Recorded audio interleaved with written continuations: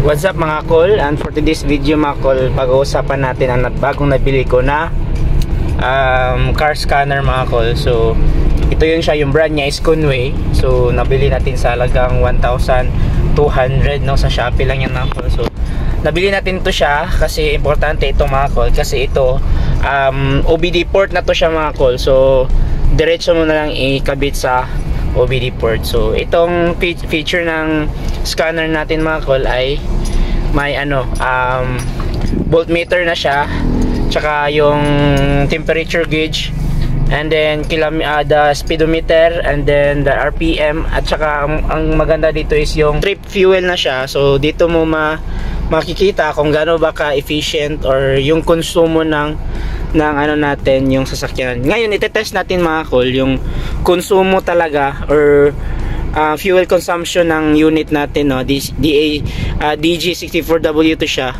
no, Mazda model. So ngayon uwi tayo ng Cagayan de Oro. So nandito tayo sa parang Maguindanao del Norte. So uwi tayo sa Cagayan de Oro, which is mga approximately 243 kilometers, no. So ngayon naka-AC tayo, titignan natin, no, with AC kung gaano ba kadami or yung gaano ba kalakas kumain ng gasolina itong unit natin, no. So yan, no, stay tuned mga call, kasi ipapakita ko sa inyo, walang hindi natin papatayan natin AC natin, lalo sa akyatan, hindi natin papatayan, no. So stay tuned lang kayo mga call.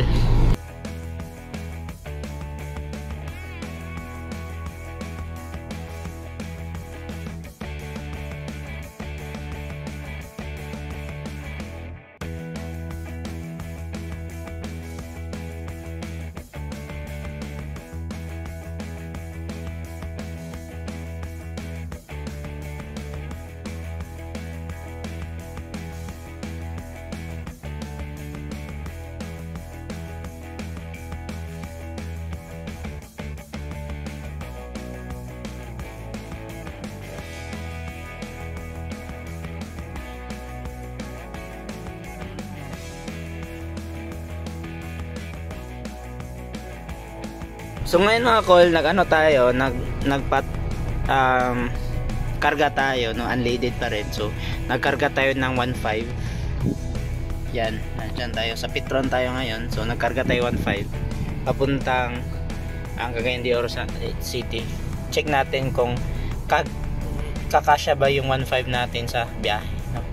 So bali kanina is naka empty na siya, empty indicator na siya, empty sign na yung natin, unit natin. So ngayon pinapakarga natin 1.5, no. So ang presyo ng gasolina ngayon is 61.50. Petron tayo mga call, so sa 1.5 is may tayo 24.3.9 liters. Yan. So yung 1.5 is hanggang dyan lang mga call, hindi na umabot ng full, no. So kung 2,000, so magpo-full tank yan siya, or mga 1.8 siguro magpo-full tank yan siya. Call from Maguindanao, dito tayo sa boundary, no, Davao Cotabato Road. So pasok na tayo ng North Cotabato. Yan. So nagamit natin from Maguindanao to boundary sa Cotabato is nasa 2.9, pero doon natin titignan sa pagdating sa Pigcawayan. Ako, nandito na tayo sa Pigcawayan, North Cotabato, no. So ito yung nagamit na consume natin from para Maguindanao to Pigcawayan, North Cotabato. Ayan, 3.3 liters, no, na fuel for 34 kilometers. Pero per day umalis, may na-consume na 0.5 or 0.6 na liters kanina. So yung 2.7 siguro na-compute na natin, no. So nasa 2.8 yung konsumo ng natin, unit from Parang to Pigcawayan, then for 34 kilometers, no. So 2.8 liters sa 34 kilometers. So i-divide natin, makukuha natin yung average ng kain ng unit natin, no. Nasa mga 12.14, no. Naka-easy pa tayo niyan, no. So kung hindi siguro tayo naka-easy, nasa mga 13 siguro yung kain ng unit natin. Pero ngayon naka-AC man tayo, so meaning easy or hindi, maliit lang yung pagitan, maliit lang yung differential. So dito tayo ito. So ngayon tatapusin natin to hanggang makadating tayo ng Cagayan de Oro. So stay tuned lang kayo mga kol. So mga kol, nandito na tayo sa municipality ng Alamada, North Cotabato, no? So as you can see from Big Kawayan, may nadaanan pa tayong isang munisipyo, and then here in Alamada. So kanina nasa mga 3.3 tayo, ngayon 6.2 liters na fuel. So i-flash ko lang sa screen kung gaano kalayo yung Big Kawayan to Alamada, and then kayo na bahala mag-convert kung magkanong yung average na ano natin. Yan. So ipapakita ko dito ngayon yung paakyat, no, sa Alamada, yung 10th City. Hindi tayo mag-o-off ng easy. So tuloy pa rin natin para ano tayo, para consistent tayo sa fuel consumption natin ngayon na naka-AC tayo going to Cagayan de Oro. So yan mga kol, palapit na tayo sa akyatan, no. Diyan sa bundok na yan, diyan tayo dadaan. Start na yung paakyat. So naka-AC tayo. Yan. Ayan, 1. Lower is 1 and then AC. Kung yung AC natin. So check natin. So yung previous vlog natin, yung dumaan tayo dito, hindi tayo naka-AC, no? Hindi tayo naka-aircon. So ngayon, try natin na naka-aircon tayo, daan tayo dito. Kung kaya ba ng unit natin yung naka-AC na paakyat, no? So wala tayong karga, same before, wala tayong karga ngayon. Yan, paakyat na tayo. So ayan, check natin yung temperature natin, 84 degrees. Ayan, yung RPM natin is 3,100, no? And then yung takbo natin is 32. And then yung kurente is 14.0. Ayan. So yan, nakaano na tayo. Yan, 3.5 yung RPM. So, grabe kaakyat, no? So far so good, okay naman yung takbo natin. Yan. Yung RPM natin is consistent lang, no? 3,000 to 3.5, yan lang. Yan. So mga kol, maganda talaga pag meron kayong ganito, no? Yung car scanner, may all-in-one na siya. May ano na siya, may mga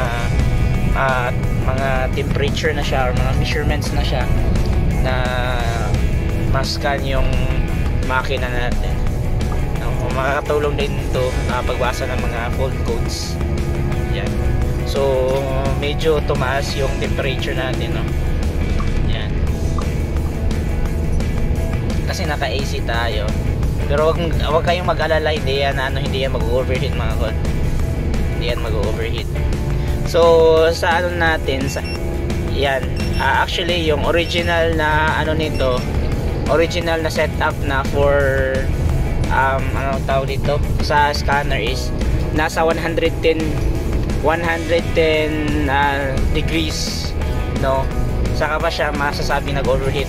Binawasan ko siya, nilagay ko siya sa 100, no, para maging aware ako na tumaas yung ano niya. Pero hindi yan mag-overheat mga kol. Trust me. Yan, yung nandito na tayo sa tuktok mga kol, no? Yan yung clouds. Ang ganda dito. Grabe yung clouds. Nakatuktok na to mga kol.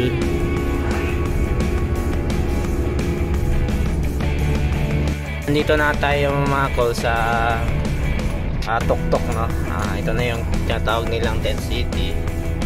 Ayan, so maganda dito mga kol, lalo na pag ganito yung klima, no? Hindi foggy. Ayan, nakikita mo yung mga view dyan. Diyan may mga building dyan, no? So visit kayo dito kung gusto nyo mong visit. So nandito tayo, malapit na sa langit, no? We are kanang kuan, nasa tuktok na talaga, no? So ayan, naka-easy pa rin tayo. And then temperature check, ayan. Hindi po siya nag-overheat, no. Tumaas lang konti yung temperature niya. Ayan, 91, no. Bumaba na siya, 91. So lakas kumain ng gasolina pag nakapaakyat, no, lalo na pag naka-aircon. Yan, 9.3 na, no. Bali 3 litro na yung naubos paakyat pa lang. Yan. So, yan yung view, yan yung view. Yan yung view ako. So, yan yung langit. Yan yung langit. Mga kol, ito yung daan natin ngayon. Kung gusto nyo makakita ng fog, no, daan dito kayo dumaan. This is part of Alamada, no.